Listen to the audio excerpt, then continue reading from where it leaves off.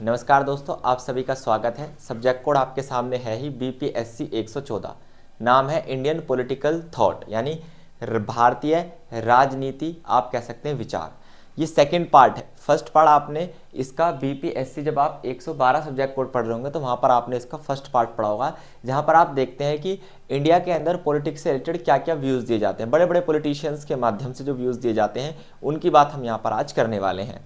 यदि आपके पास BA political honours subject code होगा तो आपके पास ये सब्जेक्ट कोड 100% थर्ड ईयर में, यानी कि आप कहेंगे 6th सेमेस्टर के अंदर आपको देखने के लिए मिलेगा। आज का जो कंटेंट टेबल है बहुत प्यारा है, क्योंकि इसमें भारत के ज़्यादातर राजनीतिक विद्वानी है ना, भले ही वो डायरेक्टली पॉलिटिकल लीडर ना हो, लेकिन उन्होंने राजनीति के ऊपर अपने जो विचार दिए उनमें से मैंने किसी भी विचार को इस क्लास में ज़्यादातर छोड़ा नहीं है ना। ये चीज़ आपको याद रखनी है। तो इंपॉर्टेंट की बात हम यहाँ पर करने वाले हैं। देखिए, सबसे पहले the slant feature of Gandhi's philosophy. Gandhi ने राजनीति के बारे में क्या क्या, पहला मुद्दा तो हमारा यही बनता है। महात्मा गांधी हमारे आप कहेंगे नेशनल फादर, राष्ट्रीय पिता के तौर पर जिन्हें हम पूछते हैं, उनकी बात हम करेंगे। The ideological orientation of Ambedkar, यानी बाबा साहेब की बात, डॉक्टर भीमराव अंबेडकर की बात हम यहाँ पे क्या करेंगे, डायरेक्टली आपके सामने लेकर आए हैं। रविंद्रनाथ टैगोर के व्यूज क्या है ना, रविंद्रनाथ टैगोर ने किसके बारे में कहा, आप कहेंगे नेशनलिज्म के बारे में। इंपॉर्टेंट है। The views of Iqbal, Iqbal जो है आपके, इन्होंने इस्लामिक कम्युनिटी के बारे में क्या कहा, ये एक मुद्दा आपके लिए बन जाता है। की आइडियाज, की political ideas of Savarkar, Savarkar, Veer Savarkar का नाम आपने सुना होगा, इन्होंने पॉलिटिक्स के बारे में क्या कहा। राम मनोहर लोहिया, जो कि आपको पता है एक समाजवादी रहे हैं, एक सोशलिस्ट रहे हैं, आप अपनी कॉपी में लिख सकते हैं ये चीज कि ये क्या रहे हैं, आपके एक सोशलिस्ट रहे हैं। इस सोशलिस्ट ने डेमोक्रेसी के बारे में, लोकतंत्र और समाजवाद पर क्या कहा। इसने कहा था कि वास्तव में पॉलिटिक्स होनी चाहिए डेमोक्रेटिक सोशलिज्म, मतलब लोकतांत्रिक समाजवाद पर विचार दिए थे हमारे लोहिया साहब ने। फिर हमारे पहले प्राइम मिनिस्टर और कांग्रेसी नेता जवाहरलाल नेहरू की बात करें तो आप कहेंगे सेकुलरिज्म पर इनके क्या विचार थे। विवेकानंद, आर्य समाज की बात करें तो दोस्त आप कहेंगे इनके ट्रेडिशंस को लेकर, कस्टम्स को लेकर, इंटरकास्ट मैरिज को लेकर क्या विचार थे। अंबेडकर व्यूज बात करेंगे कॉन्स्टिट्यूशनल डेमोक्रेसी, क्योंकि अंबेडकर जो हमारे बाबा साहब वो कहते थे कि डेमोक्रेसी तभी आ सकती है किसी देश के अंदर जब आप क्या करें, संविधान को लेकर आए, यानी संविधान के माध्यम से डेमोक्रेसी का असली वजूद बनाया जा सकता है, लाया जा सकता है। ये बात आपको समझने लायक दिख रही होगी। तो टोटल आप देख रहे हैं यहाँ पर आपको लगभग 9 पॉइंट्स के अंदर मैंने मोस्ट फेमस पॉलिटिशियंस और उनके विचारों को यहाँ पर क्या संजोया है, और यही इस सब्जेक्ट का नाम है इंडियन पॉलिटिकल थॉट, है ना। एक प्लेलिस्ट मैंने आपके लिए बनवा दी है जून 2025 के नाम से, जिसमें आपको सारी लेटेस्ट क्लासेस मिल जाएंगी, उसमें आप चेक कीजिए। और इसकी भी प्लेलिस्ट आपको इस कोड की अलग से मिल जाएगी बीपीएससी 114 की, उसमें आप इसकी सारी फ्री क्लासेस को देख सकते हैं। फिलहाल की यदि बात करें तो आप देखिए the salient features of Gandhi philosophy. Mahatma Gandhi की बात करें तो आपको पता है उनकी पूरी फिलोसफी जो घूमी है वो आसपास, वो इंडिया का जो फ्रीडम मूवमेंट हुआ उसके आसपास और ग्लोबल मूवमेंट में सोशल जस्टिस को लेकर। यानी गांधी ने जब भी लड़ाई की, जब भी विद्रोह, जब भी आंदोलन किया तो लोगों को न्याय दिलाने के लिए किया। इनका ग्लोबल मूवमेंट में यदि हम दक्षिण अफ्रीका में इनके द्वारा चलाया गया आप कहेंगे रंग विरोधी आंदोलन या रंग भेद विरोधी आंदोलन, जहां पर इन्होंने क्या किया था कि अफ्रीका में रहने वाले भारतीयों और आप कह सकते हैं जो ब्लैक पीपल है उनके साथ अंग्रेजों द्वारा किया जाने वाला रंग के आधार पर, बाय द कलर या फिर आप कह सकते हैं बाय द कॉम्प्लेक्शन, इसके बेस पर किया जाने वाला जो विरोध था उसको लेकर ग्लोबल लेवल पर इन्होंने क्या किया था, आप कहेंगे विरोध किया था, है ना, न्याय को लेकर। और भारत में तो आप देखिए गांधी ने चंपारण आंदोलन हो, अहमदाबाद का आंदोलन हो या फिर आप कहेंगे खेड़ा सत्याग्रह हो, साथ साथ रोलेट एक्ट का विरोध हो, जलियांवाला बाग हत्याकांड में इनकी भूमिका हो, असहयोग आंदोलन हो, या फिर आप कह सकते हैं आगे सवन्यवज्ञ आंदोलन के साथ दांडी मार्च, है ना, आप सभी ने पढ़ा, नमक सत्याग्रह जिसे आप कहते हैं, और फिर धीरे धीरे यही भूमिका उनकी आगे भारत छोड़ो आंदोलन तक। तो ये सारी ही आंदोलनों में उन्होंने सिर्फ और सिर्फ कुछ सिद्धांतों का पालन किया है, यही उनकी फिलोसफी है। जैसे नॉन वायलेंस, गांधी ने अपना 1991 और 2 के बीच में 1921-22 के बीच में जो क्या रहा था, इनका असहयोग आंदोलन रहा था, है ना, नॉन कोरिलेशन, नॉन आप कहेंगे मूवमेंट जो रहा था आपका कि सहयोग नहीं करना, कोरिलेट नहीं करना, नॉन कोरिलेशन मूवमेंट जो है, तो उसमें क्या था, उन्हें बंद क्यों करना पड़ा था। 1992 में उन्होंने इस मूवमेंट को बंद इसलिए किया गया था क्योंकि 1992 में जो चोरा चोरी हत्याकांड हुआ था, जिसमें क्या था दोस्त, एक पुलिस स्टेशन में आग लगा दी गई थी और आप कहेंगे काफी लोग उसमें मारे गए थे, उसमें भारतीय पुलिस वाले भी शामिल थे। तो अहिंसा के इतने खिलाफ थे कि इस अहिंसा को देखकर तुरंत उन्होंने अपना असहयोग आंदोलन रोक दिया था। तो गांधी ने हमेशा कहा है कि हमें अहिंसक तरीके से, हमारा सबसे बड़ा वेपन क्या है, हमारा मोस्ट पावरफुल वेपन क्या है दोस्तों, आप कहेंगे सिर्फ और सिर्फ अहिंसा, नॉन वायलेंस। हमें लड़ झगड़ कर क्या नहीं करनी, आज़ादी हासिल नहीं करनी, बल्कि हमें तो इन पर दबाव बनाना है, हमें इनके साथ असहयोग करना स्टार्ट कर देना है, हमें लड़ना झगड़ना नहीं है। दूसरा ट्रूथ, गांधी जी हमेशा सत्य के लिए आग्रह करते रहे, इसलिए इनके जितने भी आपको आंदोलन दिखाई देंगे वो सभी सत्याग्रह पे दिखाई देंगे। सत्य के लिए आग्रह करना, अपील फॉर द ट्रूथ। जैसे फॉर एग्जांपल के लिए आप कोई सा भी देख लीजिए, नमक सत्याग्रह। नमक सत्याग्रह में वो अंग्रेजों का जो नमक एक्ट था जिसके तहत भारतीय नमक नहीं बना सकते थे, उसको लेकर वो चाहते थे इस नियम को हटा दिया जाए, और उसको लेकर उन्होंने सच्चाई की लड़ाई लड़ी थी। और अपने गुजरात के साबरमती आश्रम से लेकर समुद्री तट दांडी तक उन्होंने एक यात्रा आयोजित की, जिसे आप दांडी मार्च कहते हैं दोस्त, ठीक है। तो ही believe that truth is God, भगवान क्या है, ईश्वर क्या है, सच है, या फिर आप कह सकते हैं सच्चे ही ईश्वर है, सत्य ही ईश्वर है। उनके लिए truth was not just a moral principle, उनके लिए सिर्फ ये मोरल प्रिंसिपल नहीं था, बल्कि जीवन को जीने का एक तरीका था। हम सच को क्या मानते हैं, सच, झूठ, ईमानदारी हमारे लिए एक नैतिक मूल्य है, लेकिन गांधी जी के लिए ये एक पूरा जीवन था। उनका पूरा जीवन कहीं ना कहीं आप देखेंगे दोस्त सत्य पर ही टिका था। सेल्फ रिलायंस की बात करें यानी कि स्वदेशी, स्वदेशी गांधी ने हमेशा कहा कि हम तब तक आत्मनिर्भर नहीं बन सकते, सेल्फ रिलायंट पर्सन नहीं बन सकते, जब तक हम दूसरे देशों द्वारा बनाई गई वस्तुओं का इस्तेमाल करते रहेंगे। यानी कि जब तक हम पैकेटों में बाजार में बिकने वाला सामान जो कि ब्रिटेन के उद्योगों में बनना है उनका यूज़ करते रहेंगे, तब तक हम स्वदेशी नहीं बन सकते। इसलिए गांधी ने खुद चरखा चलाकर लोगों को स्वदेशी की सीख दी और उन्होंने कहा कि हम अपने घरेलू उद्योगों की बात करेंगे, हम कभी भी ब्रिटिश टेक्सटाइल्स, ब्रिटिश कपड़ा इस्तेमाल नहीं करेंगे, हम हैंड स्पाइनिंग के माध्यम से क्या करेंगे, आप कहेंगे हम हैंड स्पिनिंग के माध्यम से ही अपना कपड़ा, अपने वस्त्र पहनने लायक खुद बनाएंगे चरखे के माध्यम से। ठीक है दोस्त, कहीं कहीं आप उसे करघा कह देते हैं। चलिए, ये थी गांधी जी की फिलोसफी, आप कहेंगे जो मैंने 3 फिलोसफिकल सिद्धांत बताए, इन्हीं को वो पॉलिटिक्स में अप्लाई करा उन्होंने, और भारत को आज़ादी दिलाने में बड़ी भूमिका गांधी जी ने निभाई। क्लियर, आगे चलें। बताइए, कोई व्यक्ति ऐसा है जिसको यहाँ तक चीज़ें समझ में ना आई हो? मुझे लगता है यहाँ तक किसी को समझ में ना आया हो। अब चलते हैं थोड़ा सा आगे। अब थोड़ी सी बात करेंगे आपके सामने अंबेडकर साहब की आइडियोलॉजी के बारे में, इनकी क्या सोच थी। आइडियोलॉजिकल ओरिएंट का मतलब यह है कि इनकी सोच क्या थी, किस चीज़ के आदर्श थे। इन्होंने हमेशा समाज में सुधार चाहा, एक फिलोसोफर रहे, एक आर्किटेक्ट रहे इंडियन कॉन्स्टिट्यूशंस के। आपको पता है भारतीय संविधान के निर्माता कहे जाते हैं, सही बात है ये। और इन्होंने हमेशा काम किया सोशल जस्टिस के लिए, इक्वालिटी के लिए, and the right of oppressed specially Dalit समुदाय। तो आप कहेंगे दलित समुदाय को जिस हद तक बढ़ाने की कोशिश इन्होंने की, कभी के इतिहास में किसी ने नहीं की, और यही कारण है कि आज जो दलित समुदाय की स्थिति में पहले से अधिक सुधार है। और इनको अनटचेबल कहना भी एक कानूनी अपराध है। ये किसकी देन है, तो आप कहेंगे बाबा साहेब की। सोशल इक्वालिटी हो, ये सबसे ज़्यादा इंपॉर्टेंट है। रीज़न क्या है सोशल इक्वालिटी, क्योंकि हमारे समाज में उस समय कास्ट बेस्ड डिस्क्रिमिनेशन बड़ा होता था, जाति के आधार पर भेदभाव, इसको समाप्त करना, सभी को इक्वल आप कहेंगे राइट देना, इक्वालिटी का राइट, इसको क्या बनाया, मौलिक अधिकार बनाया गया, और जिसमें साफ साफ कहा गया कि अनटचेबिलिटी को रोकना है, कास्ट बेस्ड डिस्क्रिमिनेशन समाज में, सोसाइटी में अलाउड नहीं होगा। साथ साथ उन्होंने हमेशा बुद्धिज्म की बात की, बौद्ध धर्म की, क्योंकि बौद्ध धर्म एक ऐसा आप कहेंगे धर्म था। इन्होंने स्वयं 1956 में क्या किया था दोस्तों, आप ये चीज लिख सकते हैं, 1956 में इन्होंने खुद बौद्ध धर्म अपनाया था। क्योंकि बौद्ध धर्म के अंदर आप देखेंगे कास्ट बेस्ड डिस्क्रिमिनेशन ना के बराबर, मतलब जाति आधारित भेदभाव नहीं होता, वहां पर हर व्यक्ति को एक जैसा माना जाता है, ह्यूमैनिज्म पर जोर दिया जाता है। साथ साथ कैंपेन आप कहेंगे या फिर चैंपियन ऑफ पॉलिटिकल राइट्स, उन्होंने कैंपेन चलाया किसके लिए, दलित समुदाय के लिए, इसलिए आप कहेंगे राजनीतिक अधिकारों के चैंपियन रहे। और अक्सर उन्होंने किस समुदाय के लिए लड़ाई की, आप कहेंगे दलित समुदाय के लिए, जिसे आज के समय में हम एससी या फिर आप कहेंगे एसटी समुदाय के अंदर रखते हैं। ठीक है, उसके अलावा इकोनॉमिक जस्टिस हो या फिर क्रिटिकल ऑफ हिंदुइज्म हो। इकोनॉमिक जस्टिस का मतलब यह है कि किसी व्यक्ति को बंधुआ मजदूर के तौर पर इस्तेमाल ना किया जाए, हर व्यक्ति को अपने जीवन जीने के लिए जो आवश्यक संसाधन है उसे कमाने का हक मिले, हर व्यक्ति अपने देश के लिए कुछ कर गुजरे, उसके लिए उसे अपॉर्चुनिटी तो मिले, इसे इकोनॉमिक जस्टिस कहा गया। Ambedkar was a sharp critic of Hinduism, और हिंदुइज्म में ब्राह्मणवादी विचारधारा हो, ध्यान से समझिए, अगर आप अंबेडकर साहब की बात करें तो उसमें चाहे हिंदुइज्म में ब्राह्मणवादी विचारधारा हो, कास्ट बेस्ड सिस्टम हो, है ना, आप कहेंगे स्टीरियोटाइप थिंकिंग, रिलीजन हो, उन सभी के खिलाफ वो हमेशा खड़े रहे।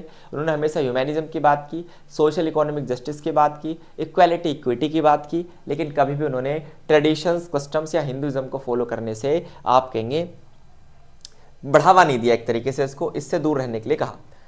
नेक्स्ट, अब आते हैं हमारे रविंद्रनाथ टैगोर साहब, आपको पता है ना, इन्होंने राष्ट्रवाद के बारे में क्या कहा, क्योंकि आप कहेंगे बहुत बड़े देशभक्त थे, तो इनके विचार तो हम राष्ट्रवाद पर ही जानेंगे। ठीक है, अब देखिए Rabindranath Tagore approach to nationalism was distinct and critical of the narrow exclusionary forms of nationalism. It means आप कह सकते हैं he advocated for a more inclusive and universal form of nationalism. वो चाहते थे कि हर व्यक्ति के अंदर क्या हो, हर व्यक्ति के अंदर नेशनलिज्म की भावना हो, राष्ट्रवाद देश प्रेम की भावना हो। ठीक है, हर व्यक्ति में क्या हो, यूनिवर्सली ये भावना हो। ऐसा नहीं जैसे हमारे देश के अंदर कोई भी व्यक्ति इंडियन नहीं है, कोई हिंदू है तो कोई मुसलमान है, हिंदू में तो आप कहेंगे कोई ब्राह्मण है, कोई क्षत्रिय, कोई वैश्य है, शूद्र है, फिर गोत्र अलग अलग हैं, जातियां अलग अलग हैं। इट मीन्स इंडिया में कोई इंडियन नहीं है। तो टैगोर साहब चाहते थे कि नेशनलिज्म थोड़ा सा यूनिवर्सल बने, हर व्यक्ति, हर जाति, हर धर्म के व्यक्ति के अंदर नेशनलिज्म हो, पैट्रियोटिज्म की भावना हो, देश प्रेम हो। इसलिए उन्होंने अक्सर कहा Tagore believed in a universal humanism. इसलिए उन्होंने कहा कि जब तक मानव मानव के प्रति प्रेम नहीं करेगा तब तक वो देश के प्रति प्रेम नहीं कर सका। क्योंकि अगर ये देश है तो इस देश के प्रेमी के तौर पर यदि कुछ लोग इस देश के अंदर रह रहे हैं और ये आपस में जुड़ेंगे नहीं, तब तक ये देश आगे कैसे बढ़ेगा, आप बताइए। ये बिल्कुल ऐसा सा है कि एक पहिए की तीलियां, जब तक एक पहिए की तीलियां घूमेंगी नहीं तब तक पूरा पहिया नहीं घूमेगा। इसलिए सबसे जरूरी है पहले बैलेंस किन में बनाना है, तीलियों में बनाना है। तो यूनिवर्सल ह्यूमैनिज्म करेगा क्या, लोगों के बीच कोऑपरेशन यानी सहयोग लेके आएगा, यूनिटी लेके आएगा। उसके बाद अपने आप ही देश भी आगे बढ़ने लगेगा।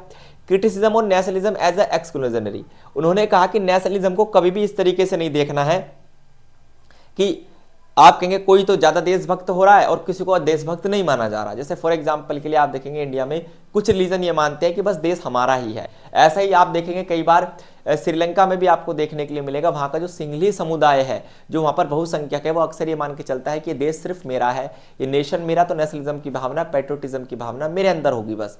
जबकि वहां पर रहने वाले तमिल जो लोग हैं उनके साथ आप कहेंगे अलगाव भरा व्यवहार किया जाता है। इसे आप एक्सक्लूजनरी कहते हैं कि जहां पर लोगों को क्या करते हैं, बाहर निकाल के फेंक देते हैं। इसलिए हमेशा अपने निबंधों के माध्यम से, अपनी पोयम के माध्यम से टैगोर साहब ने हमेशा ये कहा कि हमें कभी भी एग्रेसिव नेशनलिज्म पर नहीं आना चाहिए, क्योंकि जहां पर प्रेम होता है वहां पर गुस्सा कहां से आ गया।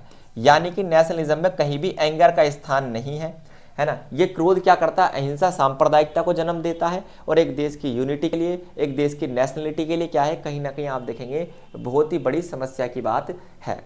He argued that nationalism could lead to the suppression of individual freedoms। इन्होंने कहा कि जब आप नेशनलिज्म की तरफ बढ़ेंगे तो अपने आप ही आपकी इंडिविजुअल फ्रीडम्स और आपके कल्चरल डाइवर्सिटी ये दोनों भी आपको मिलनी स्टार्ट हो जाएगी। तो नेशनलिज्म के बारे में उन्होंने क्या कहा, मैंने आपको एक ओवरव्यू यहाँ पर दिया है ना, फुल डिटेल में है। आप इसको एक बार रफली पढ़ेंगे, अब आपके दिमाग में चीज बैठ जाएगी। ठीक है, क्योंकि यहाँ हमारा मोटिव होता है सिर्फ चीज़ों को आपको समझाना। यदि आप चीज़ों को थोड़ा एक डायरेक्शन आपको मिल जाए ना पढ़ने के लिए, तो आप बेहतर तरीके से पढ़ सकते हैं। कुछ लोग कहेंगे कि सर यहाँ पे चीज़ें जो हैं वो बहुत ही ज़्यादा शॉर्ट में, तो आप लोगों के लिए क्या कर सकते हैं, हमारे नोट्स वगैरह ले सकते हैं। बैच आपको हमारा एजुचक्र एप्लीकेशन पर मिल जाएगा। एजुचक्र एप्लीकेशन को डाउनलोड कीजिए, लिंक है डिस्क्रिप्शन में। वहाँ पर आपको जब इसका पूरा बैच मिलेगा तो आप वहाँ पर इस चीज़ को पढ़ सकते हैं डिटेल में। ठीक है, आगे चलिए। The role of spirituality in nationalism. देखिए नेशनलिज्म की यदि बात करें, राष्ट्रवाद की बात करें, तो राष्ट्रवाद में आप कहेंगे स्पिरिचुअलिटी की जो होती है आपकी, आप आध्यात्मिकता कहते हैं, इस स्पिरिचुअलिटी का बहुत बड़ा योगदान रहता है। जैसे वो कहते हैं कि अ Nations greatness was not in its military power. वो कहते हैं किसी देश की सेना मजबूत होने का मतलब वो देश मजबूत है, ऐसा नहीं है। वो कहते हैं कि जहां पर जिस देश के अंदर आर्टिस्टिक को, इंटेलेक्चुअलिटी को और साथ साथ मोरल डेवलपमेंट जिस देश का अच्छा होता है वो देश सबसे आगे होता है। इसका एक बड़ा एग्जांपल है कि जहां पर अमेरिका के पास एक अच्छी मिलिट्री इकोनॉमिक डोमिनेंस है, वहीं आप कहेंगे जापान के पास एक अच्छी आर्टिस्टिक, इंटेलेक्चुअल और मोरल डेवलपमेंट है। इसलिए एक बेहतर देश इस कंडीशन में आप जापान को मानोगे। टैगोर साहब के नेशनलिज्म की विचारधारा देखें तो USA is not a great country, Japan is greatest. क्यों? क्योंकि वहां पर इंटेलेक्चुअल पावर अच्छी है, मोरल डेवलपमेंट है। कनेक्शन विद कल्चरल नेशनलिज्म, वो कहते हैं कि जब कल्चर आगे बढ़ेगा, किसी देश की संस्कृति आगे बढ़ेगी, तो देश के अंदर जो आपकी नेशनलिज्म की भावना उसको भी सपोर्ट मिलेगा। टैगोर ने कहा कि कल्चर नेशनलिज्म का मतलब है in the context of preserving Indian heritage. हमें अपने हेरिटेज को बचाना है, विरासत को बचाना है, अपने ट्रेडिशन को बचाना है। जबकि हम कर क्या रहे हैं, वी आर इमिटेटिंग, हम कॉपी कर रहे हैं वेस्टर्न कल्चर को। जब तक हम किसी दूसरे कल्चर को यानी कि वेस्टर्न कल्चर को क्या करते रहेंगे दोस्त, कॉपी करते रहेंगे, तब तक हमारा देश आगे नहीं बढ़ेगा। हमें अपने कल्चर को आगे लेकर बढ़ना चाहिए। चाइना हमसे क्यों आगे? जस्ट बिकॉज वो अपनी भाषा को लेकर आगे बढ़ना चाहता है, वो अपने कल्चर को पकड़ के आगे चलना चाहता है, और हम किसी और की नाव में सवार होना चाहते हैं। Education and national development. Tagore साहब ने हमेशा कहा कि किसी देश के अंदर नेशन को आगे बढ़ाना है तो एजुकेशन जरूरी है, लोगों का डेवलपमेंट जरूरी है। यही रीजन है कि उन्होंने क्या किया, उन्होंने शांति निकेतन नाम से आप कहेंगे एक एजुकेशनल इंस्टीट्यूट स्थापित किया था, जहां पर आपको पता है नेचुरल शिक्षा की बात उन्होंने की थी, यानी नेचर के माध्यम से, आप कहेंगे नेचर के माध्यम से बच्चे का होलिस्टिक डेवलपमेंट करना है, मतलब उसकी मोरालिटी, इंटेलेक्चुअलिटी, आर्टिस्टिक सबको मिला के। ऐसा नहीं कि सिर्फ उसे पढ़ा लिखा के एक अमीर इंसान बनाना, नहीं, उसे एक अच्छा इंसान बनाना है विदा आप कहेंगे डेफिनेट कैरेक्टर, एक अच्छा आप कहेंगे डिटरमाइंड कैरेक्टर और दृढ़ निश्चय वाला चरित्र व्यक्ति का बनाना है। ये थे हमारे कौन, टैगोर साहब, नेशनलिज्म पर। ठीक है दोस्त, बहुत बढ़िया। नेक्स्ट है आपके इकबाल साहब आते हैं। इन्होंने इस्लामिक कम्युनिटी के बारे में क्या कहा, मुस्लिम समुदाय के बारे में क्या कहा। इनका पूरा नाम था अल्लम इकबाल, एक फिलोसोफर थे, एक कवि थे। उन्होंने कहा, एक आइडिया दिया इस्लामिक कम्युनिटी के बारे में, जिसमें उन्होंने कहा इस्लामिक यूनिटी के बारे में। इस्लामिक यूनिटी को कहते थे उम्मह। क्या कहते थे दोस्तों, उम्मह। उम्मह का क्या मतलब होता है, Iqbal strongly believed in the unity of the Islamic world. He felt that Muslim, despite geographical and cultural differences, should be united under the common bond of faith। उन्होंने ये कहा कि हमें इस्लामिक दुनिया को एक करना है। हमें क्या करना है, इस्लामिक दुनिया को एक करना है, क्योंकि इस्लाम धर्म दुनिया में काफ़ी आप कहेंगे बड़े धर्मों में से एक है और ये फैला हुआ है दुनिया में अलग अलग, लेकिन उनके बीच में कुछ कल्चरल डाइवर्सिटी है इस्लाम धर्म से ही, लेकिन उस कल्चरल डाइवर्सिटी को हमें क्या करना है, हटाना है। हमें ज्योग्राफिकल डिफरेंसेस को हटाना है और लोगों के अंदर एक विश्वास का बॉन्ड जो है वो निश्चित करना है। जब हम एक ही ईश्वर को पूजते हैं और हम एक ही रिलीजन के हैं, तो भले ही हम कहीं भी रह रहे हो, हमारी संस्कृति कुछ भी हो, हम एक बॉन्ड में, हम एक आप कह सकते हैं फेथ से जुड़े हुए होने चाहिए। His vision was to create a strong collective Muslim. उन्होंने कहा हम मजबूत तभी हैं जब हम एक हो जाएंगे। बिल्कुल लकड़ी वाला एग्जाम्पल है कि एक लकड़ी को तोड़ना आसान है, लेकिन लकड़ी के गट्ठर को तोड़ना उतना ही कठिन। तो we have to be collected, हमें कैसा होना चाहिए, हमें असेंबल्ड होना पड़ेगा, है ना, कुछ एक मजबूत चीज बनने के लिए। तो वही चीज है स्पिरिचुअल एंड इंटेलेक्चुअल रिवाइवल। वो चाहते हैं कि इस्लाम धर्म के जो लोग हैं वो अपनी स्पिरिचुअलिटी को, अपनी इंटेलेक्चुअलिटी पावर को क्या करें, थोड़ा सा उभारें, क्योंकि वो जानते थे कि the decline of Muslim community was due to the loss of spiritual and intellectual vitality. वो कहते हैं कि जब हम स्पिरिचुअलिटी की तरफ नहीं बढ़ते, अध्यात्म की तरफ नहीं बढ़ते, खुद को नहीं जानते, ईश्वर को अपने सही से, अल्लाह को नहीं जानते, या फिर हम कह सकते हैं जहां पर हमारे अंदर इंटेलेक्चुअल पावर नहीं होती, वही है सबसे बड़ा रीजन कि जो इस्लामिक दुनिया है वो धीरे धीरे डिक्लाइन की तरफ है। तो हमें इसको रोकना है। साथ साथ वो कहते हैं मुस्लिम आइडेंटिटी को बना के रखना है और नेशनलिज्म की बात करनी है। Iqbal advocates for unity among Muslims. अगर मुस्लिम्स के बीच में क्या बन जाएगी, यूनिटी बन जाएगी, also so the necessity for political autonomy. तभी वो क्या कर पाएंगे, राजनीतिक स्वायत्ता ले पाएंगे। मतलब यदि इंडिया के कंटेक्स्ट में आप देखें तो जब तक मुस्लिम एक नहीं होंगे, समझ रहे हैं आप, जब तक मुस्लिम समुदाय एक नहीं होगा, अपने अधिकारों के लिए नहीं लड़ेगा, तब तक कभी भी मुस्लिम कम्युनिटी का इंडियन पॉलिटिक्स के अंदर डोमिनेंस नहीं हो सकता। ना तो उनके राइट्स उनको मिल पाएंगे, ना ही वो पॉलिटिक्स में कुछ बेहतर भूमिका या प्रतिनिधित्व निभा पाएंगे। बात समझ में आ रही है, नहीं आ रही? हाँ बिल्कुल, एक एक क्लास को आप दो दो बार देखें। जब भी हम 20-22 मिनट की क्लास लेते हैं ताकि आप दो बार एक ही क्लास का रिवीजन कर सकें और आपके दिमाग में चीजें क्या हो जाएं, बैठ जाएं। आगे देखिए, की आइडियाज ऑफ सावरकर। वीर सावरकर की बात करते हैं, आपको पता है एक नेशनलिस्ट लीडर रहे हैं, है ना। उन्होंने कंट्रीब्यूशन दिया था तो हिंदुत्व आइडियोलॉजी, हिंदुत्व की विचारधारा को आगे लेकर चलने वाले, which focused on the culture and political unity of Hindus. जिस तरीके से इकबाल साहब ने इस्लामिक दुनिया को एक करने की बात की, वही सावरकर चाहते थे कि हमें अपने कल्चर और पॉलिटिकल यूनिटी को एक करना है हिंदुइज्म में। इकबाल साहब मुस्लिज्म, है ना, या फिर इस्लामिक दुनिया, और आप कहेंगे हिंदुइज्म में कौन, वीर सावरकर साहब। दोनों ही अपनी अपनी कम्युनिटी को स्ट्रॉन्ग करना चाहते थे, इसलिए उन्होंने हिंदुत्व की बात की। हिंदुत्व का क्या मतलब है दोस्तों, the idea of India as a Hindu nation. उन्होंने ये आइडिया दिया था जो आज भी आपको देखने के लिए मिलेगा, है ना। हालांकि हिंदू नेशन बनाने के लिए थोड़ा सा बहुत डिफिकल्ट है, क्योंकि भारत एक सेकुलर कंट्री है, धर्मनिरपेक्ष देश।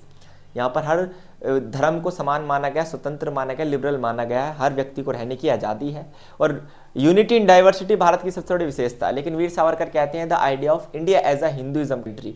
वो इसे भारत को एक हिंदू कंट्री बनाना चाहते हैं।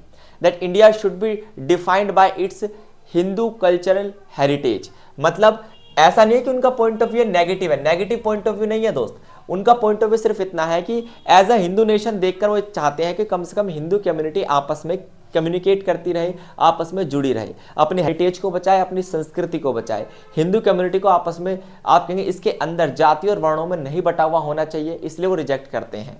ठीक है, वो कहते हैं कि Muslim Christians should recognise this as the defining identity of the nation. ठीक है, आगे नेशनलिज्म के बारे में क्या कहते हैं? ही believed that nationalism should be based on a shared culture and religious identity. वो कहते हैं कि नेशनलिज्म का मतलब यह है कि आप किसी भी धर्म, जाति, संस्कृति से क्यों ना हो, हम सभी को देश प्रेम की बात करें। यानी वही है, हम हिंदू, मुस्लिम, सिख, ईसाई, है ना, बौद्ध, जैन या फिर पारसी, ईरानी, तुरानी, बाद में हैं हम, सबसे पहले हम इंडियंस हैं, है ना। इसके अलावा rejection of separate religious identities, वो कहते हैं कि जो अलग अलग हमने आइडेंटिटीज बना रखी है, मैं हिंदू हूं, है ना, मैं मुस्लिम हूं या फिर मैं सिख हूं, इन आइडेंटिटीज को हमें हटाना पड़ेगा। जब बात किसकी आती है? आप कहेंगे सर नेशनलिज्म की आती है। यदि देश को आगे बढ़ाना है, नेशनलिज्म की बात करनी है, आज़ादी दिलानी है देश को, या फिर आप कहेंगे देश को एक करना है, तो हमें सेपरेट आइडेंटिटी को छोड़ना होगा और हमें अपने आप को एक, आप कहेंगे, नेशनल यूनिटी में रखना होगा। जब तक हम अपने आप को नेशनल यूनिटी में नहीं रखेंगे तब तक हमारा देश, हमारा समाज आगे नहीं बढ़ सकता। क्या आप में से किसी को यहां तक समझ में ना आया हो तो वो पूछ सकता है। इसे कहते हैं की पॉलिटिकल आइडियाज और Savarkar. Next, Lohia's views on democracy and socialism. अब मैंने आपको बताया था राम मनोहर लोहिया की बात करें दोस्तों, तो राम मनोहर लोहिया ने हमेशा डेमोक्रेसी और सोशलिज्म की बात की। डेमोक्रेसी तो आपको पता है लोगों का शासन, और सोशलिज्म का मतलब है कि ऐसा शासन जो लोगों की भलाई के लिए बनाया गया हो। तो Lohia was a strong prominent of democracy. वो चाहते थे कि हमेशा देश के अंदर क्या रहे? डेमोक्रेसी रहे। उन्होंने कहा कि एक सच्चा लोकतंत्र वही है जहां पर आप कहेंगे equality is distribution of wealth, power and opportunity, जहां पर लोगों के पास लगभग एक जैसा सा पैसा हो, लोगों के पास समान इक्वल अपॉर्चुनिटीज हो अपने जीवन को जीने की, चीज़ों को चुनने की, वही देश अ रियल डेमोक्रेटिक कंट्री है। दूसरी चीज़ वो क्या कहते हैं? सोशलिज्म के बारे में कहते हैं जहां की सरकार एम्फसाइज करती है किस चीज़ पर?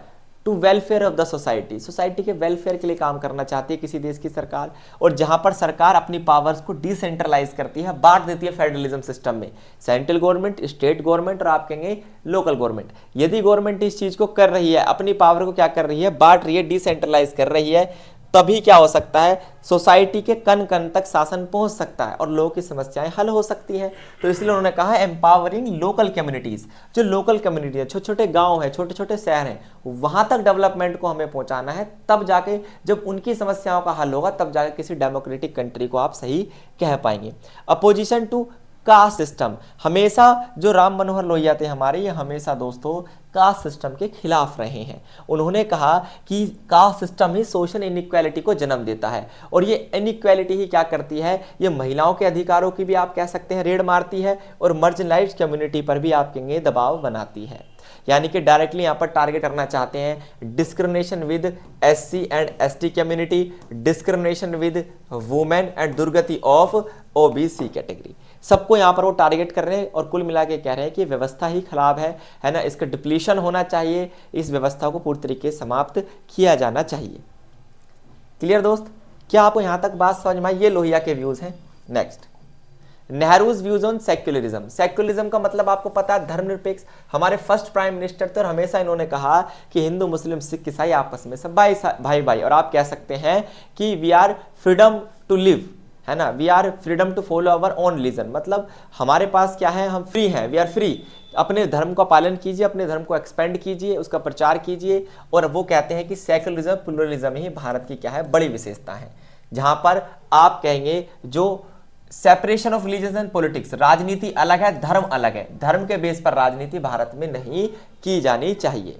ठीक है, साथ साथ वो कहते हैं कि कभी भी जो स्टेट है इसका अपना कोई रिलीजन नहीं होगा, मतलब जो देश है, देश का कोई राज धर्म नाम की कोई चीज नहीं होगी, देश का अपना कोई धर्म नहीं होगा, सभी धर्मों को सपोर्ट किया जाएगा। इंक्लूसिव नेशन, एक ऐसा नेशन जहां पर अलग अलग धर्मों के लोग, अलग अलग कम्युनिटी कल्चर के लोग आपस में यूनाइट फॉर्म में रहते हैं, एक रूप में रहते हैं। साइंटिफिक टेम्पर एंड रेशनलिज्म, उन्होंने कहा कि हमेशा हमें साइंटिफिकली सोचने की कोशिश करनी चाहिए, अपनी थिंकिंग को साइंटिफिक बनाइए, क्रिटिकल बनाइए, और कोशिश कीजिए अपने थिंकिंग में रेशनलिज्म को लेकर आने की। लॉजिकल सोचिए, कोई भी चीजों को पहले लड़ने से पहले, है ना, आपसे दंगों करने से पहले लॉजिकल सोचिए, ह्यूमैनिज्म की बात कीजिए, प्रोग्रेसिव बनिए, ऑर्थोडॉक्स मत बनिए। प्योरली ऑर्थोडॉक्स नहीं होने चाहिए आप दोस्तों, उसको रिप्लेस कीजिए साइंटिफिक थिंकिंग से। बात समझ में आई या नहीं आई? तो यह है secularism views bye Nehru ji. Vivekananda के ट्रेडिशन के बारे में और बात करेंगे दोस्त। स्वामी विवेकानंद की बात करें तो आपको पता है कि स्पिरिचुअल लीडर रहे हैं और थिंकर रहे हैं। इन्होंने आप कहेंगे एक समाज की भी स्थापना की थी, आपको पता होना चाहिए आर्य समाज, जो कि इंटरकास्ट मैरिज कराने में सबसे आप कहेंगे ऊपर रहा और इसने हमेशा कास्टिज्म का विरोध किया। तो वो भी आपको यहाँ दिखाई देगा थोड़ा सा।